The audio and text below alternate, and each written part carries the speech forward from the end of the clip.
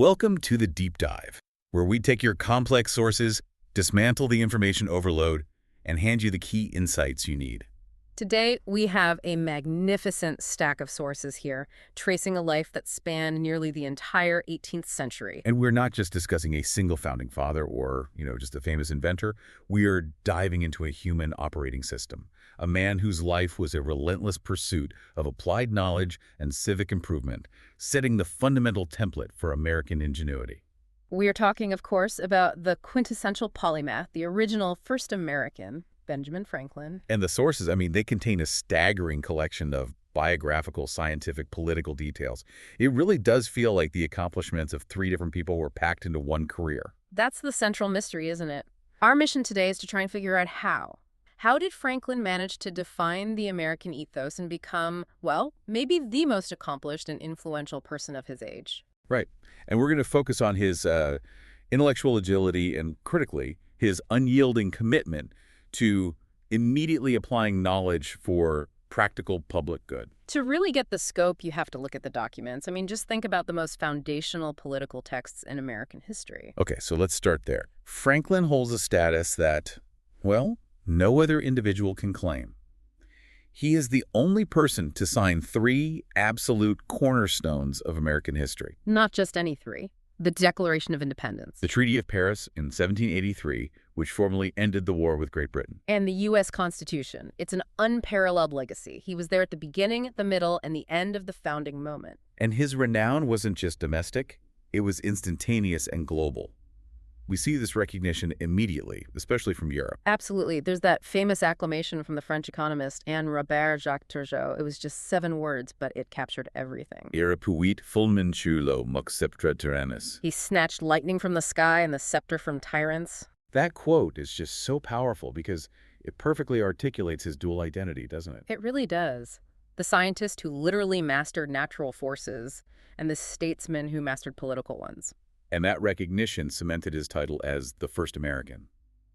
It wasn't just an honor they gave him later. He earned it during his lifetime by campaigning for colonial unity, long before independence was even a thought. Right. He spent decades laying the groundwork, establishing communication, organization, a shared moral language. So we're tracing this incredible journey. It starts with, this self-made success in media, moves into groundbreaking scientific inquiry, then critical revolutionary diplomacy, and it all culminates in this complex, evolving moral and political outlook. Precisely. Let's start with the narrative that really defined him.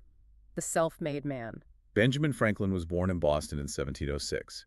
And the sources all emphasize his incredibly humble origins, which is just so critical to the American ideal he came to represent. He was the 15th of 17 children. His father, Josiah, was a tallow chandler and soaper. 15 of 17. Just imagine that. The financial pressure on that family must have been immense. Oh, absolutely. And that directly defined his access to formal education, which was, well, it was exceptionally brief. He only managed 2 years at Boston Latin School. His formal schooling ended at age 10. 10 years old. It's astonishing when you consider the intellectual depth he later achieved. So his real education wasn't formal at all. It was fueled by what the sources call voracious reading. And at 12, he was apprenticed to his half-brother James, who was a printer. And that turned out to be the most consequential move of his life. It was his entry point into the world of public influence. And he famously embraced that trade his whole life, didn't he? Even signing letters B. Franklin, printer, long after he was world famous. It spoke to his identity as a practical artisan. It was during this apprenticeship that he discovered the power of the pseudonym, which brings us to the famous tale of Silence Dogood. Right. So his brother, James, had started the New England Current. It was a pretty edgy paper for its time, and young Benjamin desperately wanted to contribute, but he knew James would never publish essays from his little brother. So what does a brilliant, ambitious teenager do? He creates a persona. Silence Dogood, a clever, middle-aged widow. He'd secretly slip her letters under the door of the print shop at night. And they were an instant hit. A sensation. The voice of Mrs. Dogood was witty, sophisticated. She was critiquing society, politics, education. And of course, no one had any idea the popular new correspondent was the 16-year-old apprentice setting the type. A perfect early lesson in narrative control. But it quickly moved beyond social satire into some pretty serious political commentary, which led to a genuine crisis. Yes, in 1722, James, the brother, was actually jailed for publishing material that was unflattering to the governor, a direct attack on press freedom. So young Franklin takes over the paper. He does, and he immediately doubles down. He publishes that incredibly prescient quote, "Through Mrs. Dogood," which was originally from Cato's letters. Without freedom of thought, there can be no such thing as wisdom, and no such thing as public liberty without freedom of speech. That's the foundation of the First Amendment right there, articulated by a teenager running a newspaper. It's incredible. But when his brother was released, and then found out the truth about Silence Dogood, things got tense. Poisoned is the word. James was furious. So at 17, Franklin fled his apprenticeship. He ran away to Philadelphia, which technically made him a fugitive from his contract. He was willing to become a fugitive to escape that environment. That just shows you his drive for autonomy. And once he got to Philadelphia, he didn't just look for work. He immediately started organizing the community. This is where his legacy as a civic innovator really begins. At just 21 in 1727, he forms the Junto. The Junto. It was this discussion group, modeled on English coffeehouses, but it wasn't just for talking, it was aimed at concrete community betterment. The members were all aspiring artisans and tradesmen like him. They were systematically identifying problems. They'd ask questions like, what new defect has been observed in the laws? Or, have you lately observed any encroachment on the just liberties of the people? And that systematic approach led directly to one of his most radical innovations, the Library Company, in 1731. Right. The Junto members, they were ambitious, but they were poor. Books were a luxury. So Franklin came up with the idea of a subscription model. Instead of relying on a wealthy patron, the members would pool their money to buy books for everyone to share. It was a revolutionary concept, a self-sustaining, democratized resource for knowledge. And it became the model for libraries all across the colonies. And the list of institutions he created in Philadelphia is just staggering. He started the Union Fire Company in 1736. America's first volunteer fire department. Then the first homeowners insurance company in 1752. And in 1751, he co-founded Pennsylvania Hospital. The very first hospital in the American colonies. He was literally building the infrastructure of civil society from the ground up, all through voluntary association. And the engine for all this was his dominance in print. He became publisher of the Pennsylvania Gazette in 1729, and he used it as a platform for all these reforms. But his greatest fame in print, of course, came from Poor Richard's Almanac, which he wrote under another pseudonym, Richard Saunders. The Almanac, starting in 1733, became a colonial institution. It was in nearly every home, selling, upwards of 10,000 copies a year. And it was so much more than just weather predictions. It was a Trojan horse for moral instruction. Exactly. It was the source of all those famous adages that really cemented the American cultural emphasis on thrift and industry. A penny saved is two pence dear. Early to bed and early to rise makes a man healthy, wealthy, and wise. He was effectively publishing a yearly self-help manual, shaping the virtues of the entire colonial middle class. And his printing business itself was a network. He didn't just run one shop. No. He created America's first newspaper chain. He'd sponsor young printers, set them up with equipment in other colonies in exchange for a share of the profits. By 1753, he held partnerships in 8 of the 15 English-language newspapers in the colonies, from the Carolinas all the way to New England. It's also crucial to mention figures like Elizabeth Timothy. When her husband, Franklin's partner in Charleston, died, he worked with her to take over the South Carolina Gazette. She ran it successfully, becoming one of the first woman printers of the era. This network was just a brilliant blend of business and influence, spreading his philosophy across the continent, and that success led him into politics. He served as chief clerk of the Pennsylvania Assembly, and then, most crucially, he was appointed Deputy Postmaster General of British North America in 1753. A notoriously inefficient and slow service at the time. Oh, a total mess. And Franklin just completely reorganized it. He took the job seriously. He physically surveyed the routes, traveling thousands of miles. He redid the entire accounting system. And he mandated regular, scheduled mail service between the major cities. Exactly. He professionalized it, and the results were historic. By 1761, the Colonial Post Office turned its first ever profit. So, in effect, he created the first national communications network. He was literally connecting the colonies, which is a perfect bridge to the next part of his life. The part that earned him the first half of Turgot's famous, quote, snatching lightning from the sky. His breathtakingly practical scientific endeavors. What's so remarkable is that this was a conscious career change. In 1747, at age 41, he was already wealthy from his print network, so he just retired from the daily business to focus on science. And a crucial point about his ethics. He never patented a single one of his inventions. He wrote that since we enjoy great advantages from the inventions of others, we should be glad of an opportunity to serve others, freely and generously. Knowledge was a public resource. And his contributions to electricity were fundamental. They really positioned him as a major figure in the American Enlightenment. I mean, his most lasting contribution wasn't even an invention. It was a linguistic and theoretical clarification. At the time, physicists talked about vitreous and resinous electricity, two different types of electrical fluid. Which sounds incredibly confusing. It was chaos. Franklin simplified it. He argued it was a single fluid, and these different states were just an imbalance, an excess or a deficiency. He called them elegantly positive and negative. And that's the terminology we still use today. It replaced the old models overnight, and from that came the principle of the conservation of charge, the idea that you can't create or destroy charge, only move it around. And in 1748, he built that electrical battery, which was a multiple plate capacitor for storing charge. It was the ultimate application of systematic thinking, a printer's mind bringing order to the laws of nature. Speaking of application, we have to talk about the bizarre anecdote about the dinner party. The electric turkey. It's a remarkable, if slightly gruesome, story. Franklin proposed a dinner party where the turkey would be killed via electric shock and roasted on an electrical spit. Wait, he used electricity to tenderize the meat. That was the claim. He noted that the birds killed in this manner eat uncommonly tender. It just shows he saw electricity not as some abstract force, but as something to be harnessed for, well, even culinary applications. He was a very hands-on experimenter. Which brings us to the most famous and maybe most dangerous experiment of the 18th century. The kite and the lightning rod. The kite experiment in 1752 was monumental. He had theorized that lightning was electrical, and he needed to prove it. But the way people imagine it, with a lightning bolt hitting the kite, is totally wrong, right? Completely. He would have been killed. He was incredibly cautious.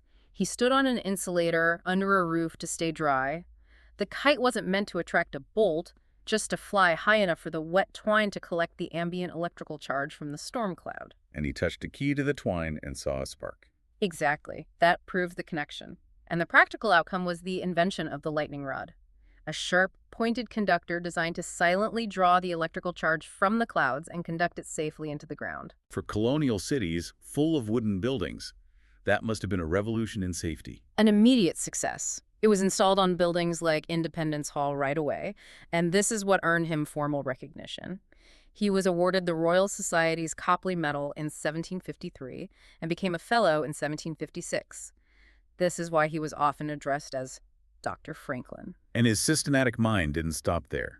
He essentially pioneered American oceanography. Right. From his work as postmaster, he learned that the British mail ships took weeks longer to cross the Atlantic than merchant ships. And the British captains just chalked it up to bad luck. They did. But Franklin, being Franklin, had to solve the problem. He consulted his cousin, a Nantucket whaler, who told him the mail ships were sailing directly against a strong eastbound current. So Franklin mapped it. He charted and named it the Gulf Stream. He published the chart, but the British captains ignored it at first. It wasn't until the Revolution, when they desperately needed faster communication, that they finally adopted it. And the result? They cut 2 weeks off their sailing time, a massive strategic advantage, all from applying scientific rigor to local knowledge. He also did key work on cooling by evaporation, after noticing he stayed cooler in a wet shirt. Right. He conducted sophisticated experiments with ether evaporation, chilling a thermometer down to 7 degrees Fahrenheit. Which led him to that unsettling speculation about being able to freeze a man to death on a warm summer's day. It wasn't a goal, just an illustration of the potential power of applied science. And he had so many other practical inventions. Bifocals, the flexible urinary catheter. And the glass harmonica, a musical instrument he engineered from spinning glass bowls. It became incredibly popular. Composers like Mozart and Beethoven actually wrote music for it. It just shows how he bridged rigorous science and high culture. And before moving to his political life, we have to touch on his work in demography, which had huge political repercussions. Yes. In 1751, he published observations concerning the increase of mankind. It was pure data analysis. He calculated that the American population was doubling every 20 years. which was alarming to the British. Deeply alarming. He predicted that the American population would surpass England's within a century. It was a key data point that influenced thinkers like Adam Smith and Thomas Malthus. He was using demographics as a tool of political warning. And that moves us perfectly into the next phase of his life, Hmm? the statesman. The narrative shifts dramatically in 1757 when he goes to London as a colonial agent. He starts as a loyalist and ends as a revolutionary. What happened? He spent nearly 2 decades trying to work within the British system. His high point was testifying before the House of Commons during the repeal of the Stamp Act in 1766. He became a hero in the colonies, the leading spokesman for American interests. He genuinely believed a deal could be worked out. He did, but the relationship was just fundamentally unequal. And the breaking point was the affair of the Hutchinson letters in 1772. He obtained these private letters from the royal governor of Massachusetts, Thomas Hutchinson. And they were devastating. They showed that these high-ranking colonial officials were actively encouraging the British to crack down militarily and abolish colonial liberties. They were plotting against their own people. And so he leaked them. He felt he had a moral duty to expose the duplicity. It was a massive political gamble, and he knew the British government would retaliate. And they did, with that incredibly dramatic public humiliation. Pure political theater. In January 1774, he was summoned before the Privy Council in the cockpit at Whitehall. He was forced to stand silently for nearly an hour, while the Solicitor General, Alexander Wedderburn, just verbally abused him. Called him a thief, a spy. A man of letters, indeed. The author of sedition. Franklin just stood there motionless. He said later it was the greatest indignity that was ever offered to a gentleman. And that was it. That was the moment he became a revolutionary. That public shaming and his dismissal as Postmaster General ended any hope of accommodation. He returned to Philadelphia in 1775, a changed man. He arrived just after Lexington and Concord, and was immediately chosen as a delegate to the Second Continental Congress. And a year later, at 70 years old, he was on the Committee of Five that drafted the Declaration of Independence. And he made that small but crucial change to Jefferson's text. Yes. Jefferson had written, "We hold these truths to be sacred and undeniable." Franklin, the man of the Enlightenment, sharpened it to the immortal. "We hold these truths to be self-evident." A critical shift from religious dogma to secular reason. His political life culminated at the Constitutional Convention in 1787. He was 81, the oldest delegate.